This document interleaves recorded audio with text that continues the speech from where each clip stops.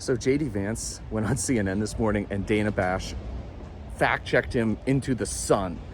All of his lies, all of his things he's been saying about Haitian immigrants in Ohio, all got smacked down with the easiest fact checks. Check it out. Ask, why have I talked about some of the things that I've been talking about? Let me just say this. My constituents have brought approximately a dozen separate concerns to me. 10 of them are verifiable and confirmable, and a couple of them I talk about because my constituents are telling me firsthand that they're seeing these things. So I have two options, Dana. I could ignore them, which is what the American media has done for years to this community, or I can actually talk about what people are telling me. And of course, many of the things that the media says are completely baseless have since been confirmed. For example, I was told, Dana, that by the American media that it was baseless that migrants were capturing the geese from the local park pond and eating them. And yet there are 911 calls from well before this ever became a viral sensation of people complaining about that exact thing happening. So my attitude is listen to my constituents. Sometimes they're going to say things that people don't like, but they're saying things that people don't like because their town has been overwhelmed, and it's my job to try to fight for them and to protect them. Kamala Harris opened the border, and now these people are suffering. That's what I'm focused on, Dana. Senator, I have to go through several things that you just said. First of all, the Clark County Sheriff and the Ohio Department of Natural Resources reviewed 11 months of 911 calls. They only identified 2 instances of people alleging Haitians were taking geese out of parks. They found 0 evidence to substantiate those claims.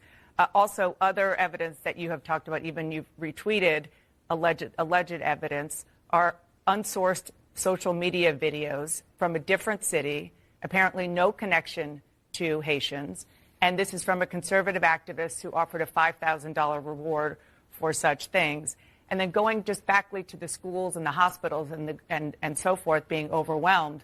Nobody is disputing that the town of Springfield, Ohio, needs help.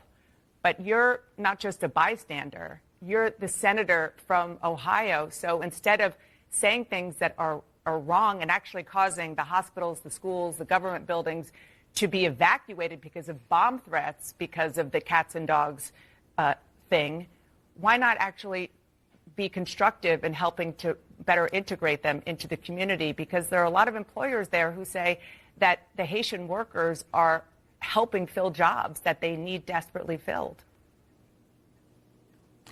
Dana, first of all, let me just respond to a couple of things that you said. But I want to start with something you said, which I think is frankly disgusting and is more appropriate for a Democratic propagandist than it is for an American journalist. There is nothing that I have said that has led to threats against these hospitals. These hospitals, the bomb threats and so forth, it's disgusting. The violence is disgusting. We condemn it. We condemn all violence. Senator, this happened after you and President Trump were on the debate stage, said that cats and dogs were being eaten. You asked a question, Dana, and I'm going to go ahead and answer it.